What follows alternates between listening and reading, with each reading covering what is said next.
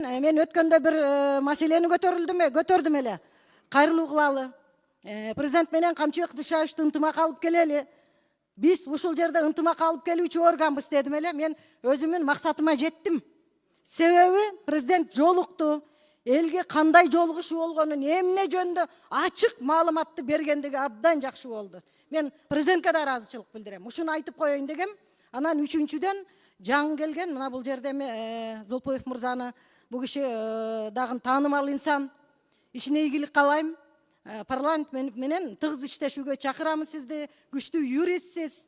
Анан ушул дайыма тыгыз иштешүүгө чакырар элем. Анан төраганын дагы бүгүн эми официалдуу өткөндөгү кичине убакытта жыйын болуп, бүгүн толук кандуу биринчи иш күнүңүз деп эсептейм. Ишиңерге ийгилик каалайбыз. Силерди деле ушул эчен жылдан бери мына биздин көз алдыбызда чоңойдуңар. Саясатта биз Ар намыс партиясында, фракциясында жүргөндө секретариатты жетектеп, Марлен да биздин көз алдыбызда чоңойду. Мына саясатка келип бүгүн ошол эми генерал болууну эңсебеген солдатпы деп. Кош коңуздар. Жыйынтыгын. Мына кечээ күнү эле чуркап фракциямы түзөм деп чуркап жүрдүңүз эле. Фракция эмес, мына парламенттин спикери болуп калдыңыз. Эми бунда буйруктан президенттин ишенимин актагыла. Парламенттин аброюн көтөрүүдө ошол өзүңөрдүн бир бүт мүмкүнчүлүгүңөрдү жумшаарыңарга мен ишенем. Ишиңерге ийгилик. Рахмат. Рахмат. Саламатсыздарбы? Жазылбаган мыйзамдар жөнүндө сөз болуп калды, ошон үчүн айтыш керек болуп калды. Негизи ошо жазылбаган мыйзамдар бар болгон үчүн бизде акыйкатсыздык да. Мен айтат элем, ошо акыйкатка келбейлүү. Мисалы, азыр бизде жакшы бир возможность болуп атат да, жогорку кеңеште дагычы акыйкатка келгенгечи. Бул жерде комитеттердин төрагалары болуп, топтун башчылары болуп, жада калса вице-спикер болуп, мен ойлойм, бул жерде акыйкатсыз отурган кишилер бар да. Мисалы, кээ бирлери бир күн мамлекеттик жумушта иштеген эмес. Бир мындай мен көрүнүктүү мындай Кыргызстанга пайдасы тийген адам деп айтыла турган адам эмес да. Бирок негедир ушундай чоң даражада отурат да.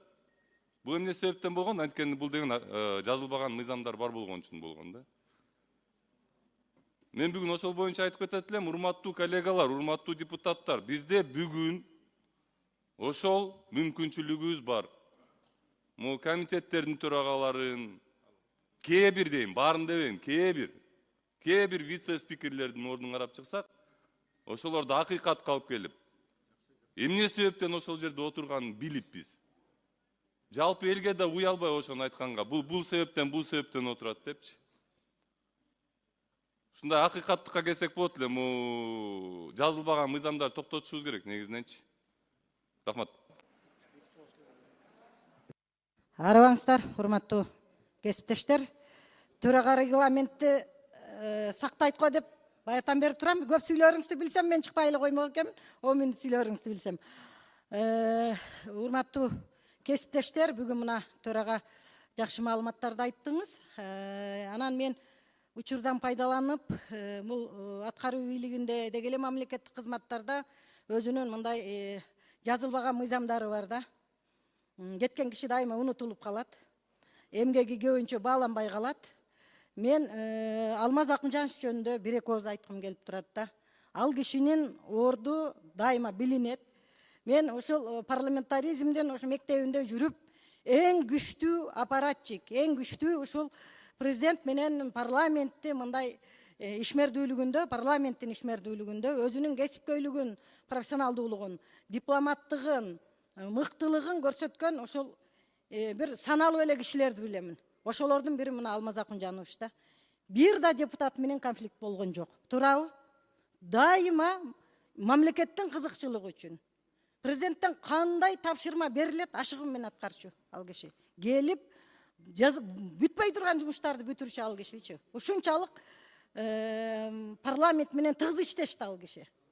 Ошон үчүн өтө дипломат, мыкты инсан.